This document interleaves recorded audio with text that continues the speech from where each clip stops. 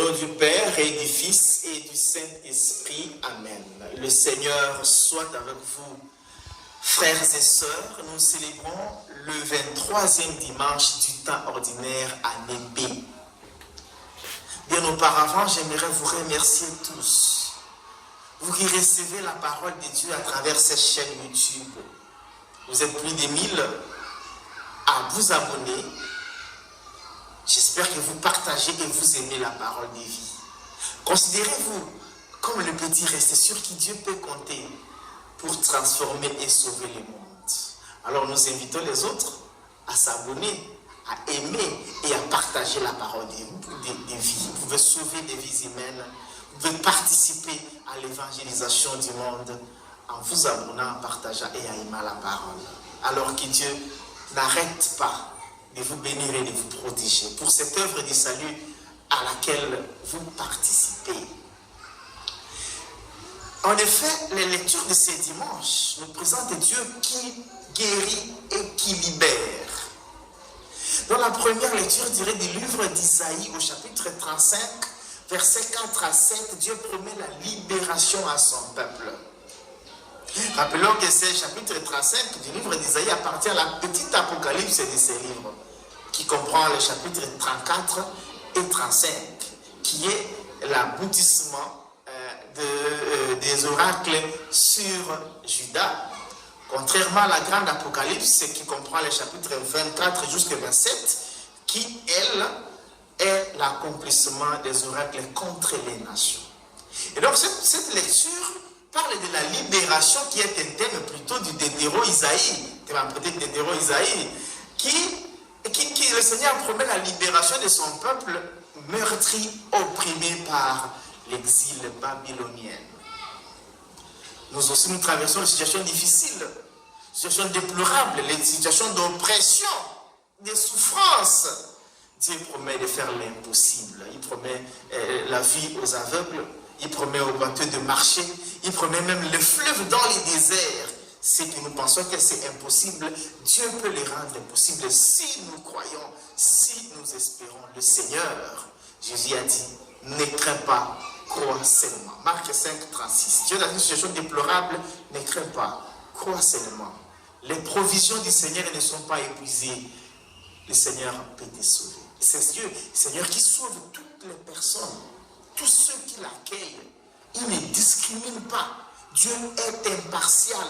Et c'est à l'impartialité que nous sommes invités dans la deuxième lecture, tirée de la lettre de Jacques au chapitre 2, versets 1 à 5.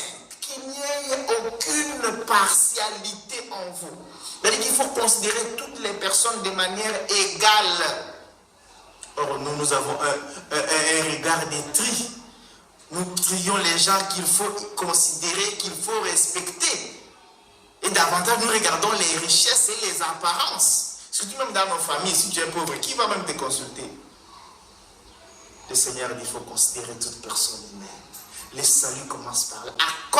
Commence par accorder le respect, la considération, la reconnaissance à toute personne humaine. Tu n'auras pas les problèmes d'amour et de charité. Que le Seigneur nous aide donc à considérer les personnes humaines. Parce que le salut commence par là. L'ai-je dit. Et dans la lecture de l'évangile tirée de Marc 7, 31 à 37, Jésus accomplit la prophétie d'Isaïe. Il guérit un homme qui était sourd et qui était muet. Mais comment il procède? Il l'amène à l'écart. Voilà la première démarche. Besoin de guérison, besoin de libération, besoin de grâce. Accepte d'être différent. Accepte de te dissocier du monde. Accepte de faire la différence. C'est dans la différence que le Seigneur sauve, qu'il guérit et qu'il bénit. Et quand il dit à cette personne, Ephata, on rappelle que c'est le grec, Ephata, l'impératif aoriste. Et ça a été employé seulement une seule fois ici dans l'évangile de Marc, une seule fois dans la Bible. Mais dans la Septante, on ne le trouve pas. Ephata. C'est apprêté du verbe hébreu pata, qui signifie ouvrir. Ici, Jésus dit, Ephata, sois ouvert. Bien, ouvre-toi. Il libère la parole, il libère l'écoute pour que la personne sache écouter, schéma, écouter la loi du Seigneur. Être attentif au commandement du Seigneur. pour qu'ils parlent, ils disent des choses qui construisent les royaumes. Le pouvoir n'est pas une permissivité. Aujourd'hui, si quelqu'un a seulement le téléphone, les gigas, il commence à publier n'importe quoi. Et si tu lui adresses la remarque, il dit non, c'est mon téléphone, c'est mon temps, ce sont mes gigas, je peux faire ce que tu veux. Faux. Tu n'as pas le pouvoir pour te permettre tout. Fais ce qui contribue à la gloire de Dieu. Le monde compte sur toi. Ne fais pas comme si tu étais seul. Le monde te regarde. Ce que tu dis peut avoir de l'impact, soit négatif, soit positif sur la vie de l'autre. Alors veille d'abord sur toi-même, sur ton salut, en faisant ce qui est bon, parce que l'homme, c'est d'abord la gloire de Dieu. Nous sommes créés pour être la gloire de Dieu, pour honorer Dieu par notre vie. Quand Dieu guérit ces sourds, muets, c'est pour qu'il le bénisse, qu'il le loue, qu'il soit sa gloire dans le monde. Que le Seigneur nous aide aujourd'hui à accepter d'aller à l'écart, pour qu'il nous libère, pour qu'il nous sauve, afin que nous soyons son honneur, sa gloire au milieu de ce monde. Bon dimanche à toutes et à tous. Que Dieu Tout-Puissant vous bénisse et vous garde. Le Père, le Fils et le Saint-Esprit. Amen.